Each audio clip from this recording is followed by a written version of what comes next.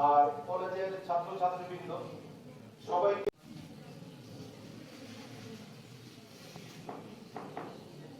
Hello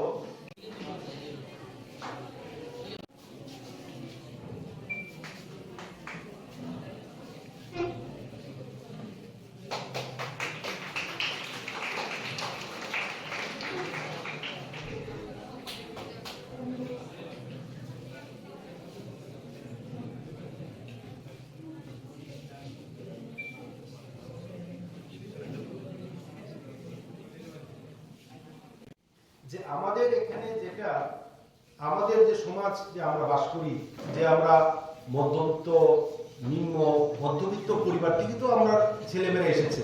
এখানে কোনো জমিদারের ছেলেও নেই, জমিদারের মেয়েও নেই, আর রাজা তো প্রশ্নই উঠে না।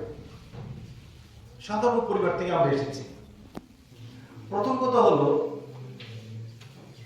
এটা স্কুলে চলছে, যেখানে এলিমেন্টারি আছে আমাদের সাউথ ডিস্ট্রিক্ট সব স্কুলে আছে বালিকা মঞ্চ, যেখানে আন্ডার এজ যে মেয়েদের বিয়ে হয়, আন্ডার এজ মেয়েদের বিয়ে হয়। এখন তো এখানে সবাই 18 বছর উপরে, 18 আগে তো ঢুকতেই পারবে না। তো এখানে আন্ডার এজ বিয়ের প্রশ্নই ওঠে না। তবুও আমি বলে রাখি, এটা যেহেতু প্রাসঙ্গিক সমস্যা, এটা আমাদের সমাজের একটা কষাঘাত। 12, 13, 14, 15 বছরের একটা মেয়ে বিয়ে হয়, মেয়ে তার দেহ সম্পর্কে কিচ্ছু জানে না, তো সমাজের একটা